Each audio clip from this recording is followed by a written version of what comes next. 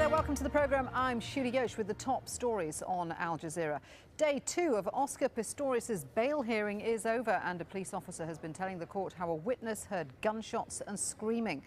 Pistorius says he mistook his girlfriend for a burglar. Reva Steenkamp was buried on Tuesday. Tony Page was at the court in Pretoria and has the latest.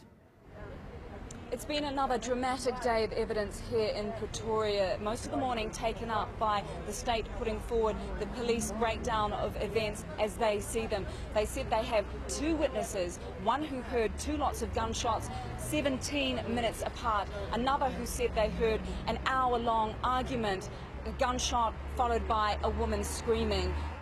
Human rights activists in Syria say dozens of people have been killed and wounded in an airstrike on a suburb of Damascus. Rebels say they later shot down the jet. And the United Nations head of humanitarian affairs is describing the situation in Syria as a human tragedy. 4 million Syrians are now in need of aid. That's nearly double the total 5 months ago. 850,000 people have fled Syria since the fighting began, 250,000 in the past 2 months alone. Bulgarian Prime Minister Boyko Borisov has resigned after protests in which dozens of people were injured. Tens of thousands have been protesting against high electricity prices for days in what's the European Union's poorest country. An interim government will be formed ahead of elections in 4 months, but Borisov says his party will not be involved.